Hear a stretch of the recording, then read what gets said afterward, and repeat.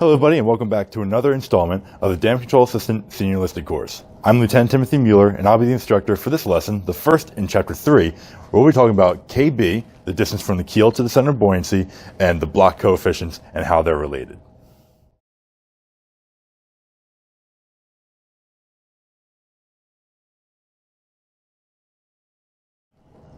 Now, the first thing we're going to do in this lesson is we're going to go back to our stability reference points that we mentioned in Chapter 1 and also in Chapter 2 a little bit, but we're going to leave out gravity.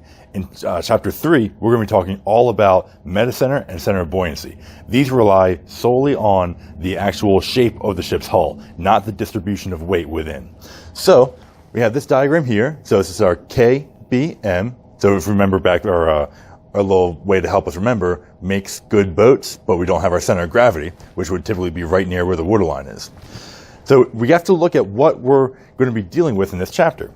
We're going to be dealing with KB, which is going to be the height of buoyancy from K to B. That'll be the topic of today's lesson. Then BM, the metacentric radius, which will be the next two videos, which is going to be from B up to M. And then KM is the overall height of the metacenter up from the keel. So we have keel up to the metacenter. And KM equals KB plus BM. We have to calculate KB, then we have to calculate BM, we add them together, and we get KM. There's no way that we can just directly solve for KM within the scope of this course.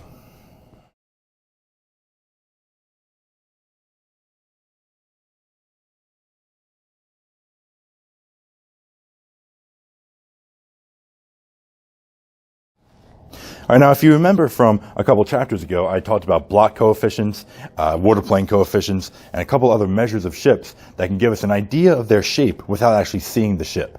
Well, down here at the bottom of the screen in the middle, here's a couple generic hull shapes that we can demonstrate our block coefficient and the approximate KB of a ship if it had that exact kind of a hull. So right here, we see a curved waterplane. So we have, we'll say this is the bow and this is the stern. It curves in its longitudinal way. However, up and down, it's a straight translation down. There's no dead rise, there's no curving from the very top to the very bottom. So the bottom of this is perfectly flat.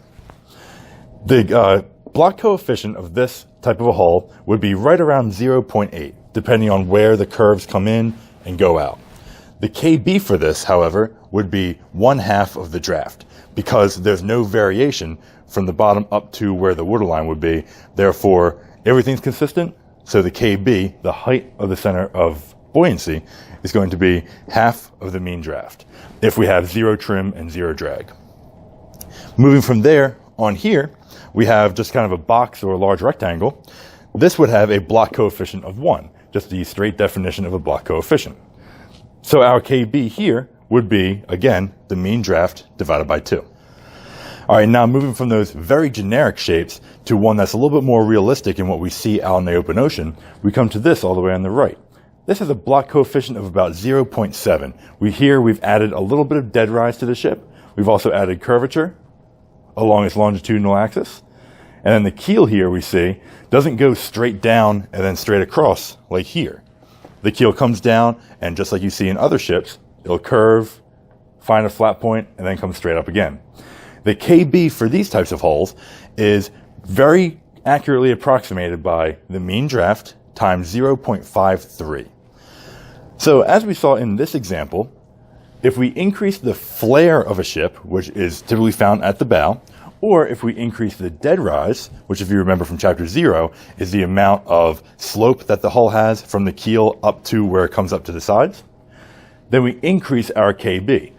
And if you draw those out in a transverse perspective, that makes sense because now there's a more distributed submerged volume up at the top rather than down at the bottom. And here's a diagram that explains that pretty easily.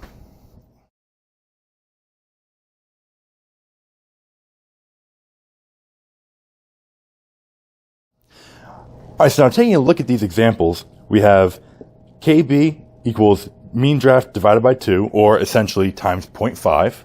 Here's another one, mean draft times 0.5.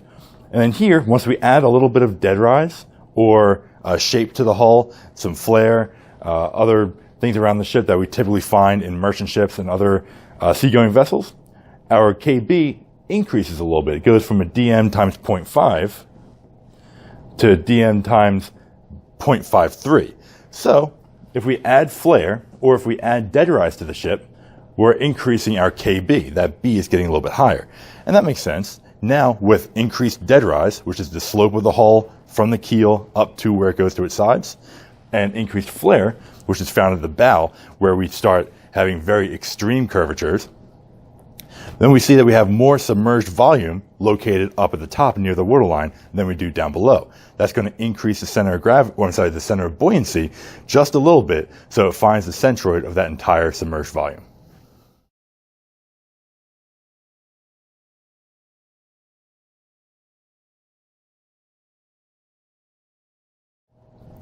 Now, in order to find KB, you can use one of two different approximations.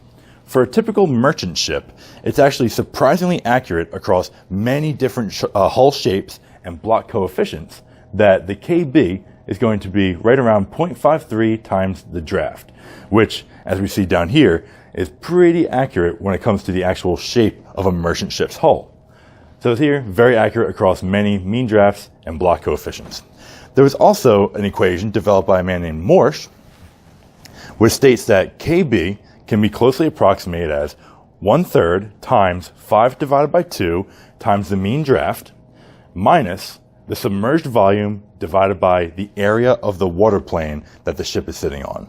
So dm is the mean draft, this V is the submerged volume in cubic feet, and then this A is the area of the water plane.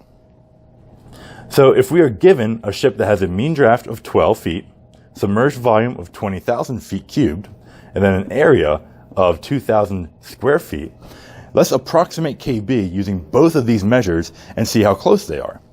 If we use Morse, we're going to plug 12 into dm, then we're going to solve for this little expression, so that would be 30. So 5 divided by 2 times 12 is 30, then minus V over A. V is 20,000, A is 2,000, that would make this 10. So here in the parentheses, we would have 30 minus 10, which is going to be 20. Then we take 1/3 of that, which is just 6.666 all the way to infinity. Or we just approximate it as 6.67, rounding it off to 2 decimal places. Then taking 0.53 times the draft, we take 0.53 times 12, and that gives us 6.36. Now, how close are these approximations? We see in a very coarse measure, they're almost right on top of each other. 6 feet, and then pretty close to a half, just about a quarter off of each. But they're actually right around 4% different. So, like I mentioned, these are approximations to find KB. These approximations stack on top of each other pretty well. So we would imagine that the KB is somewhere between 6.36 and 6.67.